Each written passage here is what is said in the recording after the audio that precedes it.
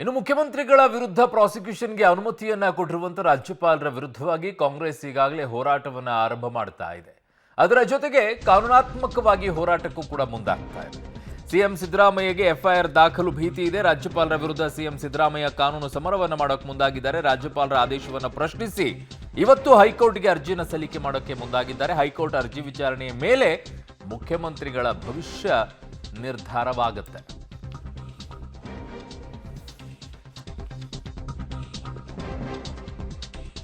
High court ಅರ್ಜಿಯ ವಿಚಾರಣೆ ವೇಳೆ ಈಗ ಮುಖ್ಯಮಂತ್ರಿಗಳ ಭವಿಷ್ಯ ನಿರ್ಧಾರವಾಗಿದೆ. ಅಂದ್ರೆ ಸ್ಟೇ ಕೊಟ್ರೆ ಸಮಸ್ಯೆ ಏನೂ ಇರೋದಿಲ್ಲ, ಸ್ಟೇ ಕೊಡದೆ ಇದ್ದಾಗ ಸಮಸ್ಯೆ ಆಗುತ್ತೆ.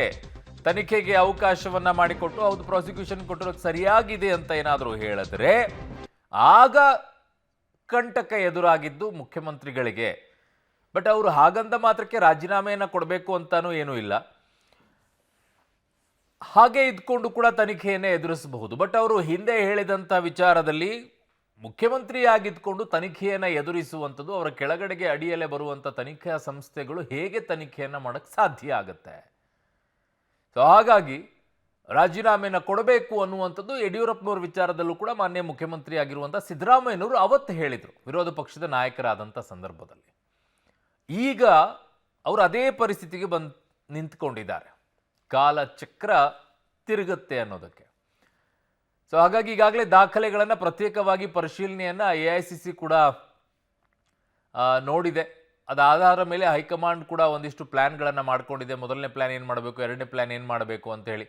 ಸೊ ಕಾನೂನು ತಜ್ಞರಿಂದ ಪ್ರತ್ಯೇಕವಾಗಿರುವಂಥ ಪರಿಶೀಲನೆಯನ್ನು ಕೂಡ ಮಾಡಿಕೊಂಡಿದೆ. ಹಾಗಾಗಿನೇ ಈಗ ಅಲ್ಲಿಂದನೇ ವಕೀಲರನ್ನ ಕೂಡ, ಪಕ್ಷದ ವಕೀಲರನ್ನ ಕೂಡ ಕಳುಹಿಸಿಕೊಟ್ಟಿದ್ದಾರೆ. ಪಕ್ಷದ ವಕೀಲರು ಕೂಡ ಈಗ ಏನು ಹೇಳ್ತಾರೆ ಅನ್ನುವಂಥದ್ದನ್ನು ನೋಡಬೇಕು. ಸೊ ಅವರೆಲ್ಲರೂ ಕೂಡ ಇವತ್ತು ಕೂತ್ಕೊಂಡು ಚರ್ಚೆಯನ್ನು ಮಾಡ್ತಾರೆ. ಅದಾದ ನಂತರ ಹೈಕೋರ್ಟ್ಗೂ ಕೂಡ ನಿನ್ನೆ ಕಾನೂನು ತಜ್ಞರ ಜೊತೆಗೆ ಚರ್ಚೆಯನ್ನು ಮಾಡಿದ್ದಾರೆ. ಇವತ್ತು ಹೈಕೋರ್ಟ್ಗೆ ಅರ್ಜಿಯನ್ನು ಸಲ್ಲಿಸ್ತಾರೆ. ರಾಜಕೀಯ ಹೋರಾಟದಲ್ಲಿ ಕಡೆಯ ತನಕ ನಿಲ್ಲಬೇಕು ಅನ್ನುವಂಥ ಸಂದೇಶವನ್ನು ಹೈಕಮಾಂಡ್ ಕಳುಹಿಸಿಕೊಟ್ಟಿದೆ.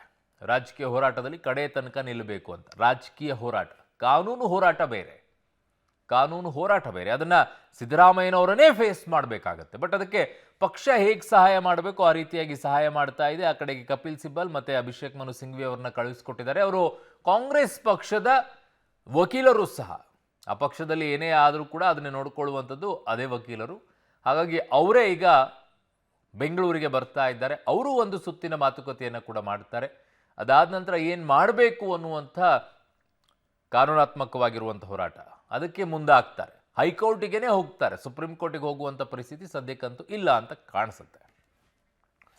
ನನ್ನ ಸಹೋದ್ಯೋಗಿ ಈಗ ಕ್ರೈಮ್ ಬ್ಯೂರೋ ಹೆಡ್ ಆಗಿರುವಂಥ ಮುರಳೀಧರ್ ನನ್ನ ಸಂಪರ್ಕಕ್ಕೆ ಸಿಗ್ತಾ ಇದ್ದಾರೆ. ಮುರಳಿ, ಈಗ ಮುಖ್ಯಮಂತ್ರಿಗಳಿಗೆ ಇರುವಂಥ ಸಾಧ್ಯತೆಗಳು ಮತ್ತು ಅವರ ಮುಂದೆ ಕಾಣಿಸ್ತಾ ಇರುವಂಥ ಆಯ್ಕೆಗಳು ಒಂದೇ, ಹೈಕೋರ್ಟಿಗೆ ಹೋಗಬೇಕು, ಸದ್ಯಕ್ಕೆ ಇದಕ್ಕೆ ಸ್ಟೇ ತರಬೇಕು. ಅದನ್ನು ಹೊರತುಪಡಿಸಿದರೆ ಇನ್ನೇನಾದರೂ ಅವಕಾಶಗಳಿದೆಯಾ ಮುರಳಿ?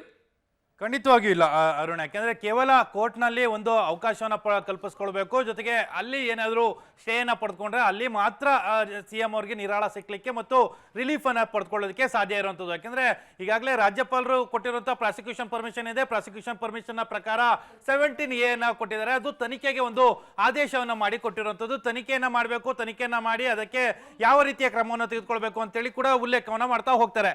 ಆ ಹಿನ್ನೆಲೆಯಲ್ಲಿ ಇದು ಒಂದು ತನಿಖಾ ಸಂಸ್ಥೆಗೆ ಹೋಗುತ್ತೆ ನಾಳೆ. ಯಾಕಂದರೆ ಲೋಯರ್ ಕೋರ್ಟ್ನಲ್ಲಿ ಕೂಡ ಇದರ ಬಗ್ಗೆ ಆದೇಶವನ್ನು ಕಾಯ್ದಿರಿಸಲಾಗಿದೆ. ಕಾಯ್ದಿರಿಸಿರುವ ಹಿನ್ನೆಲೆಯಲ್ಲಿ ಬಹುತೇಕ ಸಂಪೂರ್ಣ ಇದು ಇವತ್ತಿನ ಏನು ರಾಜ್ಯಪಾಲರ ಆದೇಶದ ಪ್ರತಿ ಏನಿದೆ ಆ ಪ್ರತಿಯನ್ನ ಲೋಯರ್ ಕೋರ್ಟ್ಗೂ ಕೂಡ ಸಲ್ಲಿಕೆಯನ್ನ ಮಾಡ್ತಾರೆ. ಲೋಯರ್ ಕೋರ್ಟ್ಗೆ ಸಲ್ಲಿಕೆ ಮಾಡಿದಾಗ ನಾಳೆ ಆ ಆದೇಶದ ಮೇಲೆ ಈ ಏನು ಆದೇಶ, ರಾಜ್ಯಪಾಲರ ಆದೇಶ ಏನಿತ್ತು ಅದು ದೊಡ್ಡ ಮಟ್ಟದ ಇಂಪ್ಯಾಕ್ಟ್ ಅನ್ನು ಬೀರುವಂತಹ ಸಾಧ್ಯತೆಗಳಿರ್ತದೆ. ಆ ಹಿನ್ನೆಲೆಯಲ್ಲಿ ನಾಳೆ ಏನು ಆದೇಶ ಬರೋದಕ್ಕಿಂತ ಮುಂಚೆ ಇವತ್ತು ಹೈಕೋರ್ಟ್ಗೆ ಹೋಗುವಂಥದ್ದು. ಹೈಕೋರ್ಟ್ಗೆ ಹೋದ ಸಂದರ್ಭದಲ್ಲಿ ರಾಜಕೀಯ ಪ್ರೇರಿತವಾಗಿ ಈ ರೀತಿ ರಾಜ್ಯಪಾಲರು ಒಂದು ಆದೇಶವನ್ನು ಕೊಟ್ಟಿದ್ದಾರೆ. ಜೊತೆಗೆ ಯಾವುದೇ ರೀತಿಯ ಆರೋಪಗಳಿರಲಿಲ್ಲ ಮತ್ತು 17A ಅಡಿಯಲ್ಲಿ ಇವರು ಕೊಡ್ಲಿಕ್ಕೆ ಅವಕಾಶಗಳೇ ಇಲ್ಲ. ಯಾಕೆಂದ್ರೆ ಪ್ರಾಸಿಕ್ಯೂಷನ್ ಪರ್ಮಿಷನ್ ಇತ್ತು. ಪ್ರಾಸಿಕ್ಯೂಷನ್ ಪರ್ಮಿಷನ್ ತನಿಖಾ ಸಂಸ್ಥೆ ಕೇಳುವಂತ ಸಾಧ್ಯತೆಗಳಿರುವಂಥದ್ದು. ಅದರಲ್ಲೂ ಖಾಸಗಿ ದೂರನ್ನು ಕೊಟ್ಟಾಗ ಅಥವಾ PCR ಅನ್ನ ಹಾಕ್ತಂತ ಸಂದರ್ಭದಲ್ಲಿ ಈ ರೀತಿಯಲ್ಲಿ ಅವಕಾಶವನ್ನು ಕೊಡ್ಲಿಕ್ಕೆ ಸಾಧ್ಯವಿಲ್ಲ. ಅಂದ್ರೆ ಕಾನೂನಿನ ಪ್ರಕಾರ ಮತ್ತು ಸೆಕ್ಷನ್ಗಳ ಪ್ರಕಾರ ಅನ್ನೋದನ್ನ ಹೈಕೋರ್ಟ್ನ ಗಮನಕ್ಕೆ ತರುವಂತ ಪ್ರಯತ್ನಗಳನ್ನ ಆಗ್ತದೆ.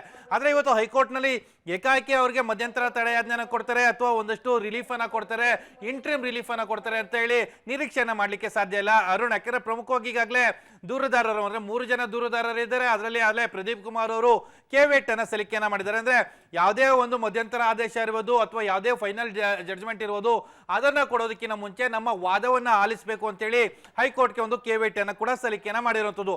ಇವತ್ತು ಸಿಎಂ ಅವರು ಅರ್ಜಿಯನ್ನ ಸಲ್ಲಿಕೆ ಮಾಡಿ ವಾದವನ್ನ ಮಂಡನೆ ಮಾಡಿ ಮಧ್ಯಂತರ ರಿಲೀಫ್ ಅನ್ನ ಕೇಳಲಿಕ್ಕೆ ಪ್ರಯತ್ನವನ್ನ ಮಾಡ್ತಾರೆ.